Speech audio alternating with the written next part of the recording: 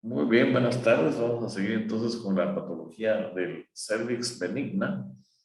Y una de estas patologías es la endometriosis.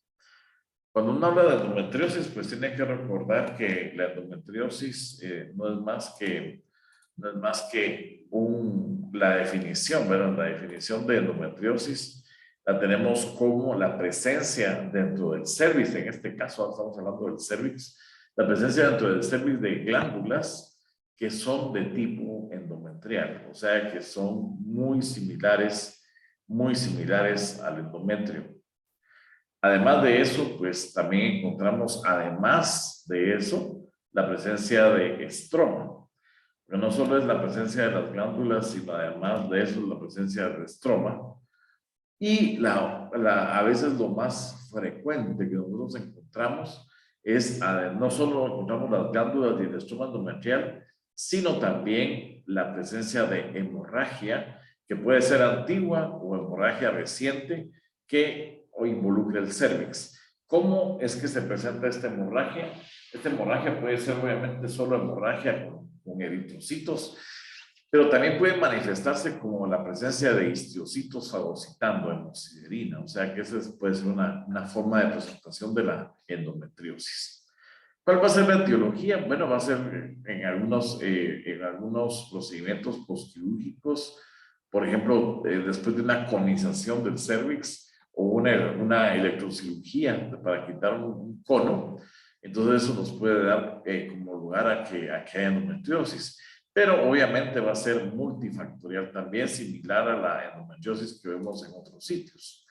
Pues obviamente la incidencia, obviamente en el cervix es menor que en el ovario, ¿verdad? O sea, el ovario es mucho más frecuente que tenga endometriosis, ¿verdad? Y obviamente el ovario y en la superficie serosa uterina también lo podemos encontrar. La edad obviamente va a ser típicamente en la edad reproductiva menor de los 50 años, con un pico de incidencia entre 30 y 45 años y raramente en pacientes postmenopáusicas, aunque sí se puede dar, pero es rarísimo. Y como les mencioné, pues la normalidad, la presentación va a ser un sangrado anormal en el cervix, ¿verdad? Porque estamos hablando del cervix, porque no estamos hablando de endometriosis en otros lugares o en el ovario, sino en el cervix precisamente. Puede haber dismenorrea, dispareunia y en algunos casos puede ser totalmente asintomático. De historia natural, pues nos puede dar un pequeño riesgo de infertilidad relacionado a que se puede esclerosar o estenosar el canal endocervical. Entonces, por esa razón es que la endometriosis en este caso sí puede ser causa de infertilidad. El tratamiento, pues si es sintomático, va a ser una cirugía conservadora, ¿no? Un manejo conservador o quirúrgico. Y si es sintomático, perdón, y si es asintomático, pues obviamente no va a haber ningún tipo de tratamiento, porque no va a tener síntomas. El pronóstico es excelente, pero rara vez, que sí puede pasar, ¿verdad? Progresa a la presencia de adenocarcinomas, por ejemplo, adenocarcinoma endometrioide o carcinoma de células claras. Sin embargo, yo he tenido un caso raro, pero obviamente no es del cervix, pero de la cavidad uterina, perdón, de la cavidad pélvica. Tuvimos el caso de un sarcoma del estroma endometrial que posiblemente sea relacionado a la presencia de endometriosis. O sea que el pronóstico es muy bueno porque es una lesión benigna, pero en algunos casos puede haber cierta malignización de los componentes de la endometriosis. Entonces dijimos que los componentes prácticamente son dos, los componentes de la endometriosis, las glándulas y el estroma. Entonces el estroma o las glándulas, cualquiera de las dos partes puede malignizarse también, que eso hay que tomarlo en cuenta. Las características macroscópicas de la endometriosis, pues típicamente no tiene un aspecto macroscópico franco, claro, ¿verdad? Y ocasionalmente, como les mencioné, pueden haber áreas de hemorragia o máculas de color blanquecino azulado. Raramente puede formar una masa quística que se le llama endometriosis polipoide en el cervix, ¿verdad? Y entonces eso puede ser también característica de estas lesiones. Puede estar tanto en el endocervix como en el ectocervix. Endocervix es la parte del canal endocervical, ¿verdad? Y ectocervix es sinónimo de decir exocervix. Usualmente va a estar confinado a un tercio de la pared y las glándulas van a ser, como ya mencionamos, glándulas de tipo endometrioide. Obviamente las glándulas endometriales pueden sufrir cambios metaplásicos y el cambio más frecuente de las glándulas de las células endometriales, incluso las células endometriales, en este caso que forman parte de la endometriosis, es la metaplasia tubaríca. Es metaplasia tubaríca. Entonces, raramente tienen cambios hiperplásicos o neoplásicos. Eso es muy raro. También podemos encontrar que en lugar de solo proliferar, las glándulas proliferan también un tipo estromal, o sea, se llama endometriosis tipo estromal. Si se dan cuenta, hay endometriosis tipo glandular y endometriosis tipo estromal. Obviamente, la endometriosis estromal lo que vamos a encontrar es prácticamente estroma. La estroma que semeja o recuerda al endometrio. A menudo asociado con fibrosis, proliferación de vasos sanguíneos como las arterias, como las arteriolas, ¿verdad? Que son prominentes en estos casos. Y puede haber también una presencia de cambios observados en el estroma endometrial eutópico. Eso quiere decir en el estroma endometrial que está presente en el endometrio normal, digamos, ¿verdad? O sea que puede tener esos mismos cambios, los puede tener el estroma en endometriosis. En otras palabras, puede tener cambios de decidua, cambios pseudodeciduales, o sea, todos los cambios cíclicos que vimos que puede haber en el endometrio normal, lo vamos a encontrar también en la endometriosis tipo estromal, o sea, los mismos cambios. Obviamente vamos a encontrar, como les mencioné, evidencia de hemorragia reciente o antigua. ¿Cuál es la característica? Esto es la variable cantidad de macrófagos que tienen depósitos de hemosiderina. Y esto va a oscurecer también un poco la inflamación, ¿verdad? Eso va a estar presente, pero no va a estar tan clara. ¿Cuáles van a ser las características citológicas de la endometriosis? Bueno, las glándulas endometriales van a estar revestidas por células cuboidales o columnares y esas van a tener un citoplasma eosinofílico y van a tener apoptosis. El estroma son células fusiformes en forma de fusiforme, ¿verdad? Con un citoplasma muy tenue, muy escaso, pero la característica más importante es que los núcleos no van a tener atipia, son blandos y pueden tener algunas figuras de mitosis, pero esas mitosis no van a ser mitosis atípicas. Obviamente, pues no vamos a encontrar mayor cosa que hacer, sino es un trabajo más que todo morfológico. Sin embargo, podemos utilizar algunos métodos que nos pueden ayudar a hacer el diagnóstico. Obviamente la citología, vamos a encontrar que hay células columnares en los agregados de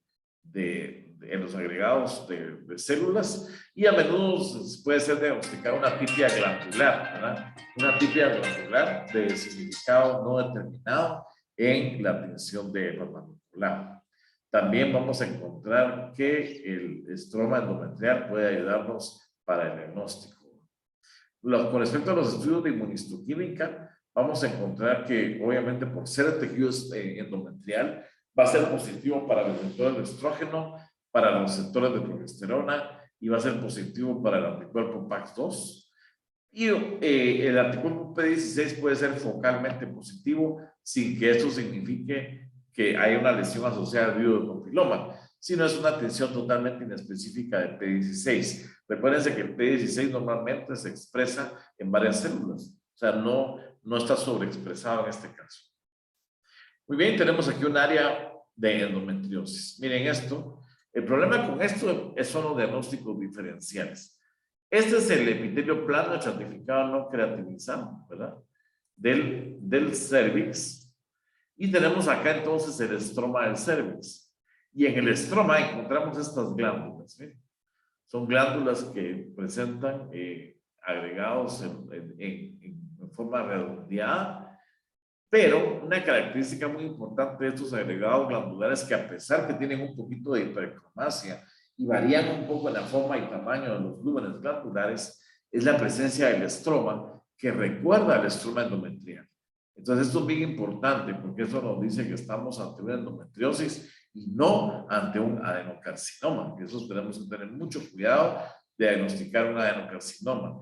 Realmente la endometriosis a veces es complicado su diagnóstico, sobre todo cuando está en lugares muy no habituales, o sea, en lugares no habituales, ¿verdad? Miren, por ejemplo, acá, estas es las glándulas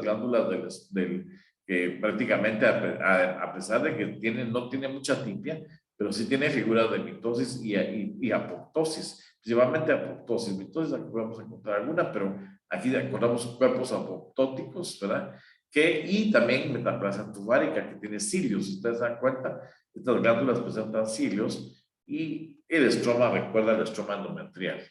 Nuevamente, aquí tenemos un área de endometriosis dentro del estroma del cérvix. Y miren acá, esto es bien importante, los histocitos fagocitando amoxicilina que nos deben de alertar a que nosotros pensemos que esto se puede tratar de una endometriosis. Nuevamente, aquí tenemos, esta es una endometriosis muy florida del cérvix, en la cual podemos ver el epitelio plano estratificado no queratinizado que ustedes ven aquí, y en el estroma, la gran cantidad de glándulas endometriales y estroma endometrial. Y eso es muy característico. Y el diagnóstico diferencial que tenemos que tener cuidado es como un pólipo endometrial, porque esto es endometriosis. Muy bien, ahora tenemos otra entidad benigna del cervix que se llaman los tunnel clusters o tunnel clusters, no sé cómo lo pronuncia mejor en inglés, pero en la traducción en español, según algunos artículos de revisión de patología, es acúmulos glandulares que simulan túneles. O sea, son tan rectos que simulan túneles. Eso se les llama tunnel clusters. Entonces, la terminología es una proliferación benigna de glándulas del cérvix, ¿verdad? Pero que semejan túneles o que parecen túneles. ¿Cuál va a ser la etiología de esta proliferación de glándulas del cérvix? Pues no es clara, no es clara. Y puede representar glándulas endocervicales hiperplásicas que obviamente van a responder a lo que es los ciclos hormonales. O sea, las hormonas. Las características clínicas, vamos a ver que la epidemiología y la incidencia es el 8% en mujeres adultas, en multíparas menos que en unilíparas, y una posible relación más común durante el embarazo, o sea que durante el embarazo se pueden ver mucho más frecuente este tipo de lesiones. La presentación va a ser típicamente asintomática y rara vez van a ser visibles al examen colposcópico. Vamos a ver que el pronóstico es totalmente excelente y el aspecto macroscópico pues va a ser un hallazgo incidental. Los que hemos visto en la práctica diaria, pues prácticamente son a nivel de las histerectomías y puede causar expansión de la pared cervical, que es muy raro. Microscópicamente, vamos a encontrar que hay dos tipos histológicos, pero una característica importante es que son bien delimitados y tienen una arquitectura lobular. Y esto es bien importante.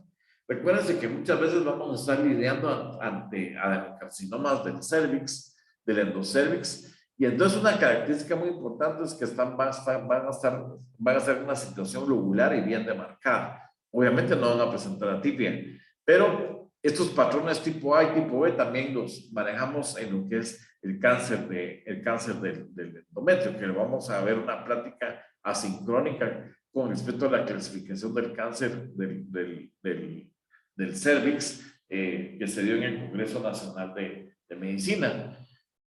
Vamos a ver que tenemos dos tipos, ¿verdad? De estos tunnel clusters. El tipo A, que va a tener, van a ser glándulas elongadas y van a estar cercanas unas con otras, ¿verdad? Y el tipo B, que es el más frecuente, que también van a ser cercanas, pero van a tener una característica que van a tener dilataciones quísticas llenas por material de aspecto mucinoso. Y obviamente pueden haber las lesiones mixtas, tipo A y tipo B. No va a haber una respuesta al estroma, o sea, cuando encontremos una desmoplasia, una respuesta estromal en estas lesiones, uno tiene que tener cuidado y pueden verse como asociación con quistes de Nabot, que vamos a ver en un momento.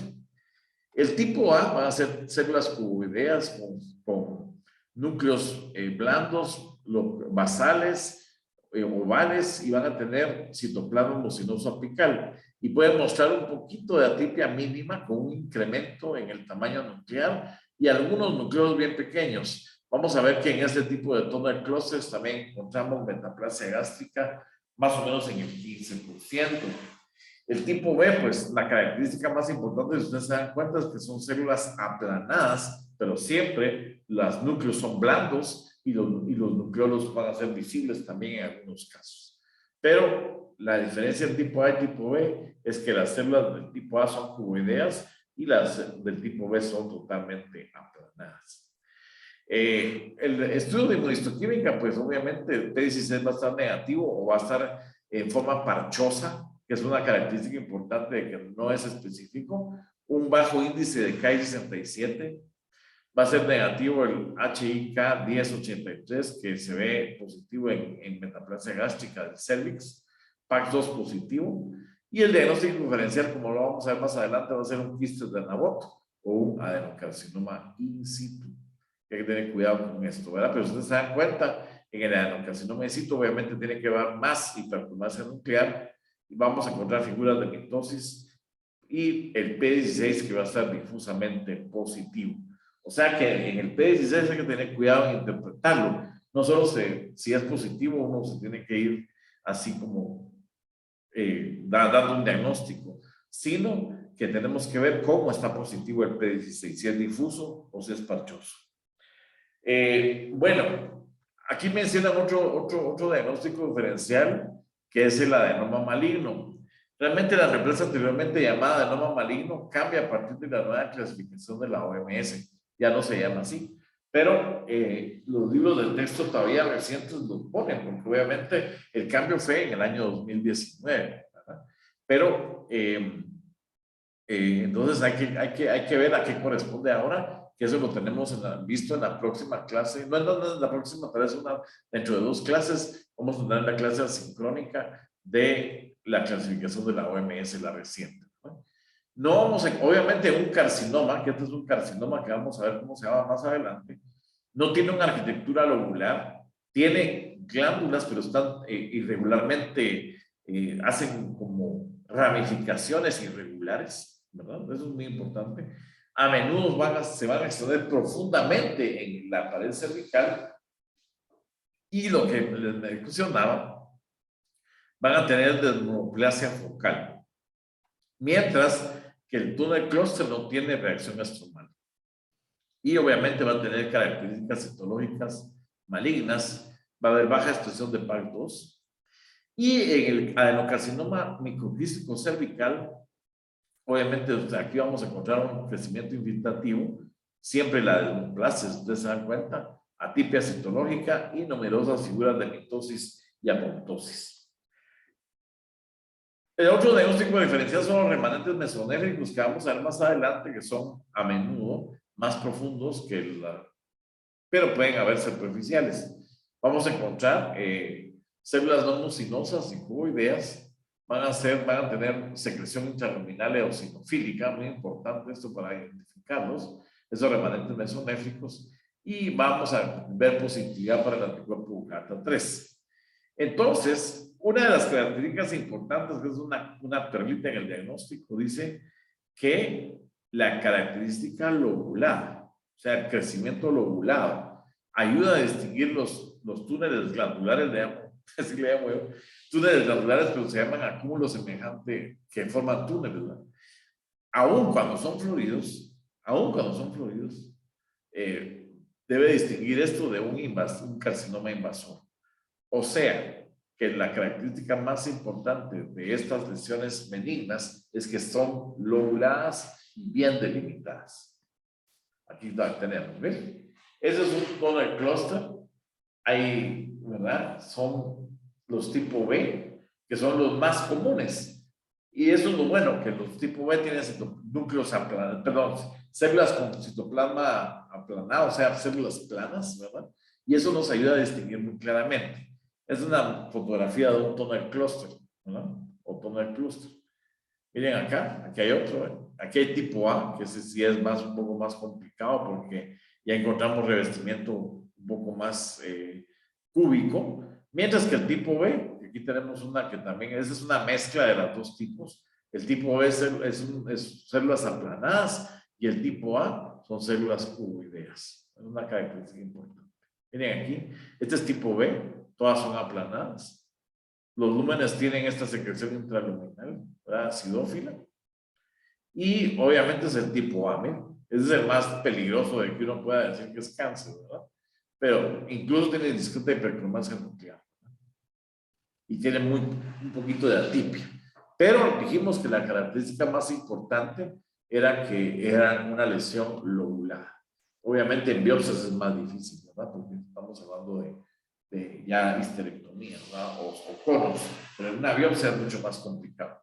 Muy bien, entonces vamos a encontrar ahora lo que se llama hiperplasia microglandular, que es otro término que se le llama también cambio microglandular, y por definición decimos que es una proliferación glandular endocervical no neoplástica benigna. Y vamos a ver entonces cuál la patogénesis. Algunos consideran que es por exposición hormonal, principalmente durante el embarazo o posparto, el uso de píldoras anticonceptivas o el reemplazo hormonal. Obviamente va a ser más visible en la edad reproductiva, pero raramente también en posmenopáusicas. Hiperplasia microglandular. La presentación va a ser asintomático, el pronóstico va a ser excelente. Macroscópicamente vamos a ver que característicamente se pueden ver como lesiones pequeñas polipoides, pero eso no es lo más usual y frecuente, pero la mayor parte son incidentales y van a tener erosiones en la superficie. O sea, es una lesión incidental y si nos vemos macroscópicamente lo vamos a ver como una pequeña lesión polipoide. ¿Cuáles van a ser las características histológicas de la hiperplasia microglandular? Bueno, una característica que ya vimos que es característica de benignidad es la localización superficial, pero puede ser profunda de estas lesiones. La lesión puede ser solitarias o múltiples, a menudo polipoides o a la baja magnificación, al bajo poder. Y la arquitectura, pues vamos a encontrar que van a tener estructuras tubulares o glándulas con dilatación quística. Algunas estructuras tubulares van a estar muy densamente unidas entre ellas. Y vamos a encontrar que presentan una mucina intraluminal con presencia de inflamación aguda. Vamos a ver también que hay estroma, escaso entre ellas, y una cantidad variable de inflamación aguda y crónica. Vamos a encontrar algunas variantes que son inusuales, que es la variante sólida, reticular o trabecular, la pseudoinfiltrativa y la mixoide o la variante con estroma hialinizado. Obviamente la inmunohistoquímica, pues como les mencioné, P16 va a estar típicamente negativo, pero puede tener unas áreas positivas. P63, creatina 17 y PAX2 va a estar positivo. Antígeno carcinoembriónico luminal va a ser positivo en las células endocervicales y el citoplasma va a ser positivo en estas lesiones, principalmente cuando hay metaplasia escamosa. Vamos a encontrar receptores de estrógenos y receptores de progesterona positivos y un bajo índice de Ki-67 o 1. Diagnóstico diferencial, pues obviamente vamos a encontrar una hiperplasia endometrioide, un adenocarcinoma endometrioide que semeja a hiperplasia microglandular. Pero obviamente aquí tiene que haber más atipia, vamos a encontrar también más figuras de mitosis. Eso tenemos que estar. El carcinoma de células K también puede ser un diagnóstico diferencial de la hiperplasia microglandular. Y obviamente vamos a encontrar que no hay vacuolas supranucleares, va a haber más atipia, no vamos a encontrar metaplasia escamosa, vamos a encontrar mitosis y este anticuerpo positivo. HNF-1 positivo, beta positivo. Obviamente el carcinoma, el adenocarcinoma cervical in situ, obviamente pues, también se puede tengo que tener cuidado, pero obviamente va a tener más atipia y vamos a encontrar más núcleos estratificados y con mucha más hipercromasia. Bueno, ahora miren esto que menciona acá, que es muy importante. antes de considerar el diagnóstico de hiperplasia microglandular en una paciente posmenopáusica, ¿verdad? El carcinoma, dice, el adenocarcinoma endometrial y menos comúnmente el endocervical con características microglandulares debería de ser excluida. En otras palabras, en una paciente posmenopáusica es muy raro que encontremos una hiperplasia microglandular. O sea, cuando tengamos un patrón que semeje hiperplasia microglandular en una paciente posmenopáusica, inmediatamente nos tenemos que cuestionar y pensar que eso puede ser cáncer. La presencia de cualquier grado de actividad mitótica o atípica citológica en la lesión con arquitectura microglandular sugiere fuertemente el diagnóstico de adenocarcinoma. O sea, la tipia es muy importante. Bueno, vamos a ver entonces las fotos de una hiperplasia microglandular. Bueno, si ustedes se dan cuenta, las glándulas están íntimamente relacionadas, unidas. Hay metaplasia, como vamos a ver en mayores aumentos. Y vamos a ver entonces que no hay atipia. O sea, como que se guarda cierta polaridad celular. Miren acá, por ejemplo, hay cierta polaridad celular. Hay vacuolización citoplasmática, ustedes van a ver ahí. Que miren la característica de la vacuolización citoplasmática es supranuclear. Y entonces es una característica muy importante, es que aquí lo logran ver también, miren, es supranuclear. Y entonces ahí vemos que nos encontramos con que esta vacuolización supranuclear pues es una característica muy importante de la hiperplasia microglandular, cosa que no se va a ver en el cáncer, ¿verdad? Aquí miren, hay otra, ¿verdad? Que lamentablemente en este caso es más complicado porque se está asociando a infiltrado inflamatorio polimorfo nuclear. Miren aquí otra lesión, pero aquí si se dan cuenta hay una variante. A pesar que semeja hiperplasia microglandular, miren estas áreas sólidas, atípicas, con núcleos ya más hipercromáticos, con nucleolos, complejos totalmente estos números. ¿Ven? Entonces esto ya es un cáncer, ¿no? Es un adenocarcinoma. Muy diferente a lo que miren, estas células ya son totalmente atípicas. Miren esto, por ejemplo. Estos núcleos son totalmente atípicos. Entonces esto es completamente diferente, ya es un adenocarcinoma. Muy bien. Ahora vamos a hablar un poquito de la otra entidad que se llama glándulas profundas y quistes de Nabot.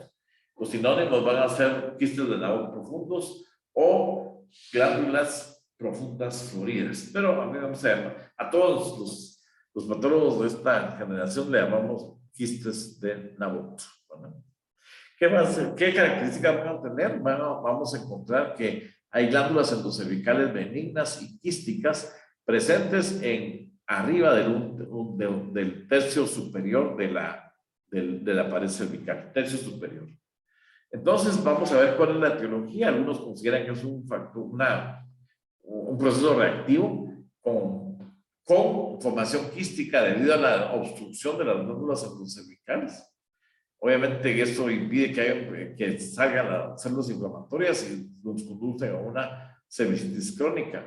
Vamos a ver que la variante anatómica es que vamos a encontrar unas estructuras que van profundamente a infiltrar en forma de agregados de hojas, lo que es la superficie de la mucosa endocervical, obviamente resultando en una represión quística.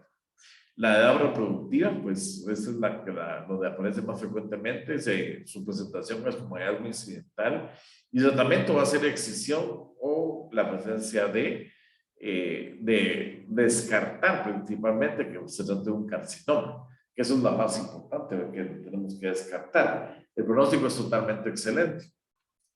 Las características macroscópicas es que hay quistes de Nabot que van a ser profundos, van a estar llenos de mucina, van a estar redondeados, quísticos y usualmente más de 0.5 centímetros, hasta 1.5. Ocasionalmente pueden crear un engrosamiento o un incremento en el tamaño del cérvix y cuando son floridas, las glándulas profundas y floridas, no vamos a encontrar una característica macroscópica evidente.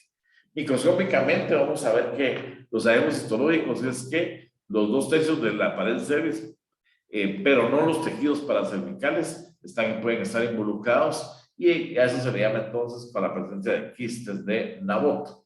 Van a ser múltiples, variables, van a ser redondeados y vamos a encontrar glándulas profundas, floridas, relativamente uniformes, de tamaño mediano, van a ser redondos o ovales. Vamos a encontrar ausencia de estroma plástico. Vamos a encontrar un estroma focal, una reacción estromal focal con ruptura quística y extravasación de mucina, que esto puede ocurrir. Y la citología, pues únicamente vamos a encontrar una única capa de células columnares, cuboideas o aplanadas, con una variable cantidad de citoplasma en la parte apical de tipo mucinoso. Vamos a encontrar núcleos ovales, redondeados y finamente, con cromatina finamente dispersa y un núcleo no visible, y obviamente no vamos a encontrar figuras de mitosis en estos quistes de Nabot. La inmunohistoquímica, como todos, es complicada, PAC2 y PAC8. Vamos a encontrar también que el antígeno casiano-embriónico va a estar confinado al borde luminal, ¿verdad? Y vamos a encontrar un bajo índice de proliferación de MIB1 o Ki67 y el HIK 1083, que es el que nos envía para descubrir metaplasia gástrica, va a estar negativo en estos casos. Bueno, no vamos a entrar en detalle a esto, lo vamos a ver más adelante, pero el adenocarcinoma que le llamaban de desviación mínima, ahora ya se sabe que es el adenocarcinoma endocervical tipo gástrico, lo vamos a ver más adelante. También el adenocarcinoma microquístico endocervical, los tonal clusters, que también pueden entrar parte del diagnóstico diferencial, la hiperplasia mesonéfica remanente. Y algo muy importante, las glándulas profundas y los quistes deberían de ser considerados previamente a hacer diagnóstico de un adenocarcinoma de desviación mínima si las glándulas son pequeñas en número y tienen contornos de aspecto redondeado. O sea que la adenocarcinoma, si ustedes se dan cuenta, aquí nos menciona que en lugar de tener un contorno redondeado, pues va a tener formas irregulares de infiltrar el estroma. Muy bien, esos son los quistes de Nabot. Yo creo que ya muchos ya lo vieron, ya no tuvieron oportunidad de verlos. ¿Ven? Miren, aquí está quistes de Nabot en el cervix.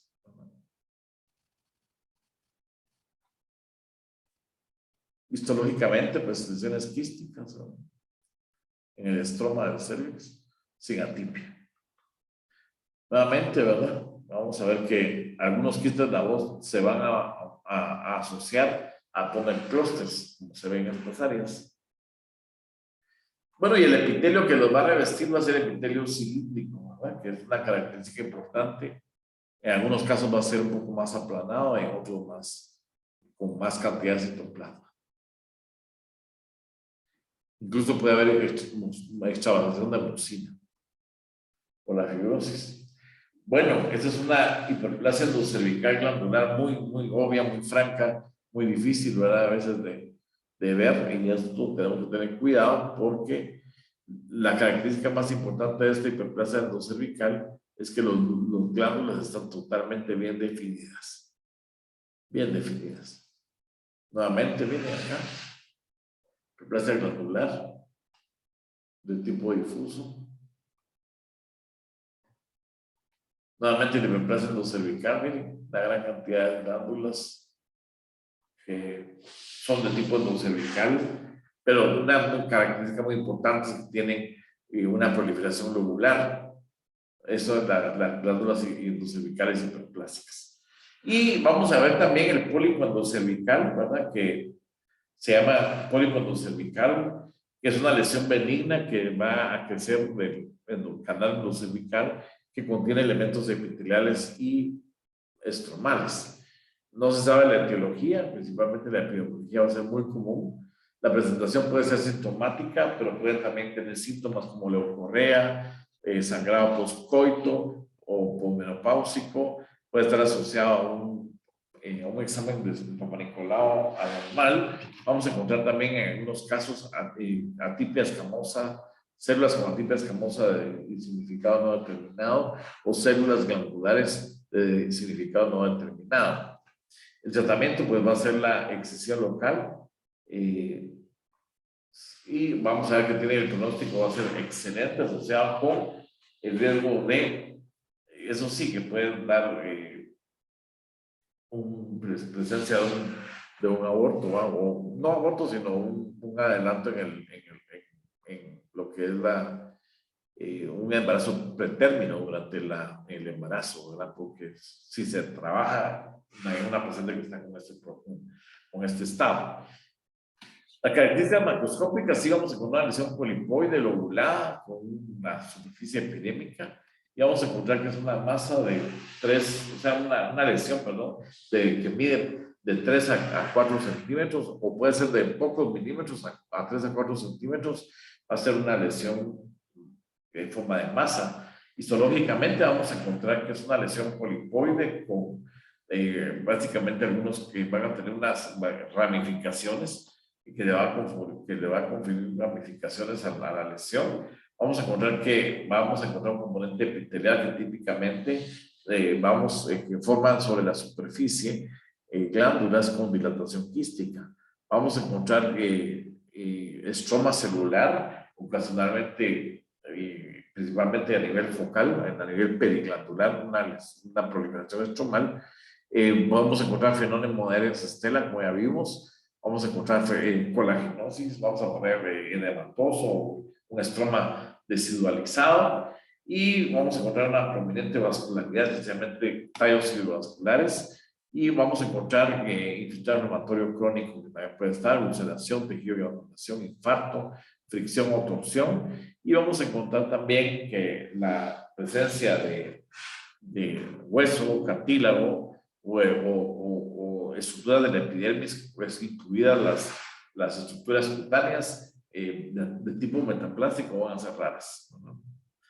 Bueno, obviamente las características del pólipo endocervical van a ser células que tienen epitelio mucinoso con un núcleo blando localizado a la periferia que puede ser entremezcladas con una cantidad variable de metaplasia escamosa con varios grados de madurez. Vamos a encontrar también que hay núcleos elongados, grandes, algunas veces multinucleados, y la cromatina va a tener pequeños grumos y va a tener una tipia reactiva. El diagnóstico diferencial, pues no lo vamos a entrar en detalle, pero obviamente va a ser el carcinoma endocervical versus la tipia reactiva en un pólipo endocervical. Entonces vamos a ver que también otro diagnóstico diferencial va a ser una lesión intraepitelial escamosa en un pólipo endocervical, tenemos que tener cuidado, en un adenocarcinoma mulleriano, que tenemos que verlo cuando lo miremos, vamos a ver las diferencias. Un adenomiosarcoma también nos puede tener esa morfología macroscópica, pero el adenomioma pues es una característica muy importante porque además de tener glándulas endocervicales, también presenta músculo liso. Entonces, una característica importante que nos dicen aquí es que la celularidad estromal periglandular focal por solamente es insuficiente para el diagnóstico de adenosarcoma. Hay que tener cuidado, ¿verdad? No hay que llamarle sarcoma o carcinoma a todo lo que tiene atipia, ¿no? Entonces, la neoplasia intraepitelial cervical escamosa o la adenocarcinoma in situ realmente involucra realmente no involucra tanto lo que es la unión escamocolumnar, pero podría ser excluido, ¿verdad? En estos casos, ¿verdad? O mejor dicho, a los pólipos endocervicales, ¿verdad? O sea, cuando tengamos un pólipo endocervical es muy raro que vayamos a encontrar una neoplasia intraepitelial, ¿verdad? Endocervical o un adenocarcinoma in situ. O sea, que es muy raro que un pólipo endocervical vamos a encontrar entonces un carcinoma. De pólipos, ¿verdad? Del cervix, y aquí encontramos los pólipos, ¿verdad? En estos casos son discretamente pedunculados. Y aquí está el corte histológico. Tienen las glándulas densamente empaquetadas, asociadas a proliferación vascular, estroma, y obviamente cambios regenerativos en el epitelio. Y en algunos casos, pues, metaplasia epidermoide. Aquí vemos cambios regenerativos. Pero si ustedes se dan cuenta, los cambios regenerativos, a pesar de que se tienen atipia, van a estar asociados a infiltrado inflamatorio polimorfo nuclear, que es una característica importante. También vamos a encontrar próstata ectópica, no vamos a dar mucho de eso, pero importante que Vamos a encontrar tejido prostático también en algunos casos en cervix, ¿verdad? Entonces, no nos asustemos si encontramos el tejido prostático, va a ser benigno, va a tener proliferación escamosa también, y obviamente vamos a encontrar ciertas características, por ejemplo, metaplasia de las glándulas cervicales o el desarrollo anormal de algunas glándulas de Skene. 21 a 81 años es los sitios frecuentes. El sitio involucra el exocervix o la forma de transformación y va a ser una lesión incidental totalmente, no hay tratamiento, el pronóstico es excelente. Obviamente macroscópicamente muy raramente va a formar un pólipo. Si la masa es formada puede semejar un leiomema. Y las formas polipoides en la vagina pueden ser sinónimo del pólipo que se llama túbulo escamoso. Características histológicas de esta lesión. Vamos a encontrar como en la próstata, conductos, glándulas, acinos, alguna de ellos con una formación cribiforme no maligna. Vamos a encontrar que no hay continuidad con la superficie epitelial, muy importante. El espectro de maduración del epitelio escamoso va a tener glicogenización. No vamos a encontrar inflamatoria respuesta o estromal en estas lesiones de próstata ectópica. Y no vamos a encontrar un estroma miomatoso, como se ve en la próstata masculina. Se recuerda que en la próstata masculina una de las características importantes es la presencia de músculo, mientras que en este caso no es igual. Bueno, vamos a encontrar el componente glandular y para los que ya vimos el tejido prostático, como se recuerdan ustedes que el criterio más importante era encontrar la doble capa de células, la cilíndrica y la basal, para poder saber que esta lesión era completamente benigna. Entonces vamos a ver que la capa que está en la superficie va a ser, puede ser cuboidea o aplanada, en el caso citoplasma, y la que está en la borde luminal va a tener más citoplasma, mucho más citoplasma. Incluso vamos a encontrar también en algunos casos núcleos con algunos núcleos. Incluso vamos a encontrar un cambio que se llama cambio de células de Panet, ¿verdad? Siempre en la próstata ectópica, perdón, del cervix. El componente escamoso vamos a encontrar que va a ser eosinofílico, claro, ¿verdad? Porque el citoplasma tiene glucógeno en el componente escamoso. Y vamos a encontrar un pequeño núcleo con pequeños contornos y cromatina dispersa. Con contornos, perdón, lisos y cromatina dispersa. Bueno, esas son las características histológicas de la próstata. Obviamente, en histoquímica va a ser positiva para los marcadores prostáticos, ¿verdad? Obviamente. Igual para en los componentes glandulares, las células basales van a ser positivas, los 34-BT12 y el P63. Bueno, hay otros marcadores propios de la próstata.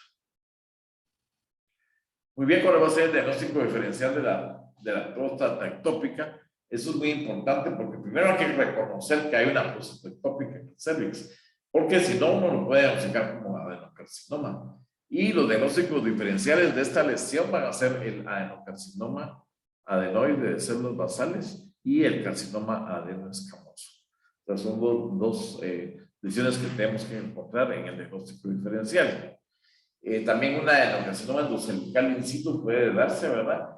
Y obviamente, pues una característica que tenemos que tomar en cuenta es que la negatividad del PSA y el PSA, vamos a ver que es la negatividad, no excluye el diagnóstico de próstata ectópica. Muy bien, aquí tenemos el tejido de la próstata ectópica en un cervix, pero recuérdense que la próstata es muy susceptible a desarrollar metaplasia epidermoide luego que se infarta. Entonces, por algún motivo, en el tejido del cervix puede haber siempre ese tipo de metaplasia, pero va a estar siempre, vamos a encontrar siempre que va a estar en el tejido que semeja al tejido prostático. Aquí nuevamente vemos que una glándula prostática, vamos a encontrar que forma pequeños ductos de acinos, pero sin atipia. Y vamos a ver que no hay evidencia de nucleolos ni otras alteraciones. Otro tejido ectópico, ven, aquí se ve el epitelio plano estratificado, aunque intensado todavía, y los números glandulares que son problemáticos, o sea, que son como un poquito irregulares. Pero esto es prostatectómica. Bueno, ¿por qué decimos que es prostatectómica? Bueno, aquí se está teniendo con un antígeno, con un PSA, antígeno prostático específico, y también con otros marcadores, ¿verdad? Bueno, y tenemos los restos mesonéfricos, que son restos hiperplásicos wolffianos, van a ser remanentes mesonéfricos con un elemento vestigial del conducto de Wolff, y que el cual va a fallar en su regreso. Entonces quedan esos restos mesonéfricos. La hiperplasia mesonéfrica vamos a encontrar la proliferación de remanentes que sean mayores de 6 milímetros en una única dimensión. Y vamos a ver que la anomalía que va a presentarse es la persistencia del conducto wolffiano. Y el sitio más frecuente es a nivel de la pared del cervix, del 3 a 9 de identificación horaria, lateral, en la pared lateral del cuerpo, y también en los tejidos blandos de la región paratuárica. Tratamiento, pues no necesita tratamiento. Cuando hay hiperplasia, pues algunos autores aconsejan que sea una completa excisión, ¿verdad? Para poder excluir que no va a haber ahí un adenocarcinoma o un carcinoma. El pronóstico va a ser excelente. Con respecto al aspecto macroscópico, no va a haber una lesión típica evidente, pero vamos a encontrar hiperplasia mesonéfrica que puede raramente resultar en un engrosamiento prominente en forma de masa de la lesión de la lesión del cervix, ¿verdad? De la pared del cervix. Muy bien, vamos a ver cuáles son las características histológicas de estos restos mesonéfricos. Bueno, primero van a ser profundos y mucho más profundos que las glándulas endocervicales. Van a tener pequeñas estructuras tubulares individuales que van a presentar diferentes tamaños, principalmente de tamaño pequeño y mediano, con túbulos redondeados. Y algo muy interesante es que tienen siempre este material acidofílico interluminal que va a ser PAS positivo. Esos son los conductos. Ahora las estructuras lobulares obviamente van a tener un ordenamiento lobular. Vamos a encontrar que hay unos túbulos que son separados por regular cantidad de estroma. Vamos a encontrar que hay una secreción interluminal muy grande que vamos a poder encontrar que es PAS positivo y no se asocia a ninguna respuesta a nivel del estroma. Las características citológicas de estos restos mesonéfricos, pues vamos a encontrar que son células cuboideas, redondas o ovales, que van a ser blandas, ¿verdad? No van a tener figuras de mitosis. Mientras que la hiperplasia mesonéfrica ductal, vamos a encontrar células con citoplasma acidófilo, núcleos elongados, y vamos a encontrar rara o ausencia de figuras de mitosis. Bueno, las características inmunohistoquímicas, muy importante. Bueno, EMA, carnitinina, PAX2, BCL2, receptores de andrógenos, también el CD10, PAX8, TTF1, GATA3, y vamos a encontrar que también puede ser también presentar la presencia de P16, el cual puede ser focal, pero eso no quiere decir que sea asociado a un virus de papiloma. La imagen, los hallazgos moleculares, pues hiperplasia, ya vimos ahí las mutaciones, y vamos a ver que el diagnóstico diferencial va a ser el carcinoma mesonéfrico y un involucramiento de un adenocarcinoma endometrial tipo endometrioide hacia el cervix, que es frecuente también. Tenemos también el diagnóstico diferencial del carcinoma de células claras y el adenocarcinoma in situ. Hay que tener cuidado con los criterios. Verás los restos mesonéfricos, miren cómo se ven. Se ven raros, pero son muy monótonos, uniformes. No hay una respuesta democrática como tal. Miren acá. Los núcleos son pequeñitos, ¿verdad? Tienen característicamente células cuboideas. Nuevamente, esa secreción intraluminal que vemos dentro de los restos mesonéfricos es muy importante. Y aquí tenemos una hiperplasia difusa, ¿verdad? Que completamente llena de restos mesonéfricos. Y vamos a ver entonces ahora un término que se llama endocervicosis. Realmente, ¿se recuerdan ustedes que la endometriosis es la presencia de glándulas endometriales ectópicas? Entonces ahora la endocervicosis es lo mismo, solo que de glándulas endocervicales, son ectópicas también. Y se toma en cuenta también el aspecto de los componentes mullerianos en estos casos. La etiología y patogénesis dicen, bueno, que es una teoría metaplásica, que es por cambios inducidos por hormonas, y la teoría de implantación, que vamos a ver que las células se desplazan durante una cirugía previa abdominal hacia esas estructuras. Se da en pacientes con edad reproductiva y raramente menopáusicas. ¿Y cuál va a ser el sitio de predilección? Es la pared posterior de la vejiga urinaria o el fondo. Ahí vamos a encontrar. ¿Cuál va a ser la presentación? Vamos a encontrar que va a haber dolor pélvico de menorrea, síntomas que semejan una infección en la vejiga urinaria, una neoplasia, disuria, frecuencia de hematuria, y pueden ser asintomáticos o asociadas con historia de endometriosis o cirugía abdominal. El tratamiento va a ser una excisión completa y el pronóstico es excelente, y las transformaciones malignas son raras. Macroscópicamente pueden formar una lesión en forma de masa que puede sobrepasar los 5 centímetros, o puede ser una lesión que macromicroquística puede tener una superficie corta, ¿no? Es muy importante eso, que siempre puede ser quístico. Con respecto a la microscópica, vamos a ver que va a variar en tamaño, en forma, y ocasionalmente vamos a encontrar áreas quísticas en las glándulas. Obviamente no vamos a encontrar un patrón back to back, o sea, porque eso ya nos tiene que hacer pensar en malignidad, y raramente vamos a encontrar formación de estructuras apicales. Nuevamente vamos a ver que típicamente vamos a encontrar cierta respuesta desmoplásica en el estroma, pero esto es completamente benigno, ¿no? Se puede asociar a endosarcoidosis, y las características clínicas son células cuboidales o columnares que pueden tener revestimiento por células aplanadas con citoplasma endocervical que tiene mucina apical. O sea, lo vimos, entonces se dan cuenta que eso es característico. Ocasionalmente vamos a encontrar una atipia reactiva, ¿verdad? Y vamos a encontrar también la figura de mitosis ausentes raras, ¿verdad? Muy bien, entonces, obviamente la inmunohistoquímica va a ser positiva para citocreatina 7, Paxolio, PAD2, receptor de progesterona, y positivo para lo que es el Ki-67, un límite bajo.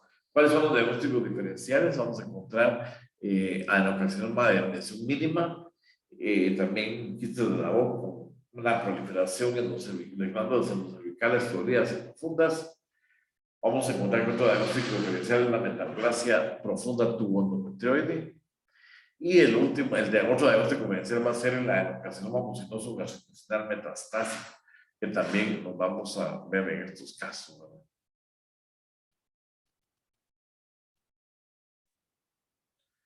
Muy bien, entonces ahora algo muy importante es que para hacer el diagnóstico de adenoma maligno, o sea, no es en este caso, ¿va? Hay que considerar la posibilidad de endocervicosis. O sea, cuando pensamos en el otro, tenemos que pensar en que puede ser endocervicosis, particularmente si el proceso glandular solo involucra el tercio superior del cervix y puede ser escaso y presenta escasa tinta. O sea, que hay que tener cuidado, ¿verdad? Eso es endocervicosis, ¿verdad? Que es mucho. Vamos a ver que es una dilatación quística glandular. Y aquí vemos las células que tienen una cantidad de citoplasma en la cruz, solamente núcleos redondeados y pequeños, ¿verdad? Nuevamente acá vamos a ver glándulas de endocervicosis con epitelio mucinoso, ¿verdad? Que obviamente es de tipo endocervical, ¿verdad? Tiene atipia reactiva leve. Nuevamente endocervicosis, ¿verdad? Que podemos encontrar en el estroma del cervix. Y muy bien, esto sería todo por el día de hoy. Ya terminamos con esta parte, lo que es la parte de, de lesiones benignas, ¿verdad? Entonces solo faltaría entonces lesiones, ahorita las lesiones benignas, y vamos a